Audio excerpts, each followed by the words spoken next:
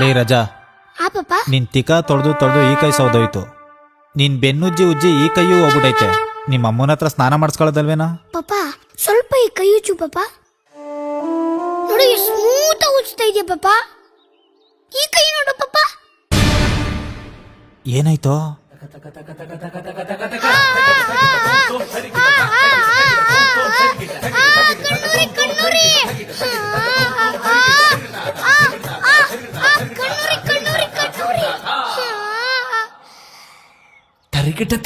ಪಪ್ಪ, ಬೋಲೋ. ಮಮ್ಮಿ ಸ್ನಾನ ಮಾಡಿಸಿದ್ರೆ ಮೈಯಲ್ಲಿರೋ ಮೂಳೆಗಳೆಲ್ಲ ಕುರ್ಕುರೆ ತರ ಗರಂ ಗರಂ ಅನ್ನುತ್ತೆ ಪಪ್ಪ. ಆದ್ರೆ ನೀನ್ ಸ್ನಾನ ಮಾಡಿಸಿದ್ರೆ ಸಾಫ್ಟ್ ಅಂಡ್ ಸೇಫ್ಟಿ ಆಗಿರುತ್ತೆ ಪಪ್ಪ. ಬಲ್ ನನ್ ಮಗ ಕಣ ನೀನು. ಪಪ್ಪ, ನೀನ್ ತಿಕ್ಕ ತೊಳೆಯೋದ್ರಲ್ಲಿ ಸ್ನಾನ ಮಾಡಿಸೋದ್ರಲ್ಲಿ ನಿನ್ನಲ್ಲಿರೋ ಟ್ಯಾಲೆಂಟ್ಗೆ ನ್ಯಾಷನಲ್ ಅವಾರ್ಡ್ ಕೊಟ್ರೆ ಕಮ್ಮಿ ಇಲ್ಲ ಪಪ್ಪ. ತೊಳೆಯೋದ್ರಲ್ಲಿ ಪಂಟರ್. ಚಳಿ ಚಳಿ ತಾಳೆನು ಈ ಚಳಿಯ. ಓಹೋ, ವರಲಕ್ಷ್ಮಿಯೇ ದುಡ್ಡನ್ನು ತೋರು, ವರಲಕ್ಷ್ಮಿಯೇ. ವರಮಹಾಲಕ್ಷ್ಮಿ ಹಬ್ಬಕ್ಕೆ ಯಾರ್ಯಾರು ದುಡ್ಡು ಹಾಕ್ತಾರೋ ಅವ್ರ ದುಡ್ಡೆಲ್ಲ ಡಬಲ್ ಆಗತ್ತಂತೆ.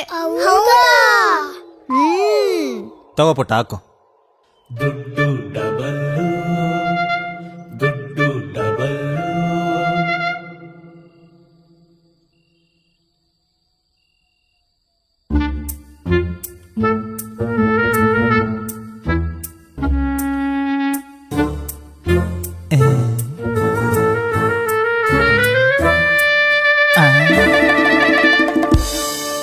ಮನೆ ಕಳ್ರು ಸಿಕ್ಬಿಟ್ರು.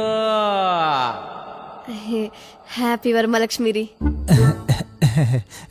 Same to you. Same to you mummy. Same to you mummy.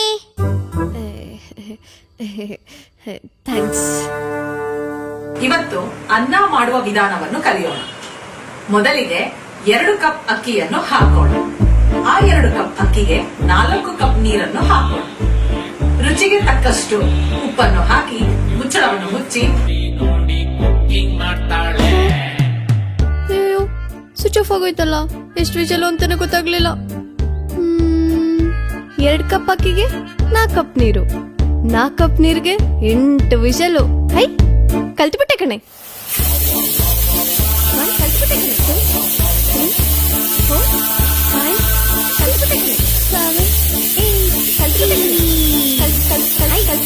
ತರ ತರ ತರ ತರ ಒಂತರ ಏರಿಯಾದಲ್ಲಿ ಯಾರು ಅನ್ನ ಮಾಡಲ್ಲ ನಂತರ. ಸೀದೋಯ್ತಮ್ಮಣ್ಣಿ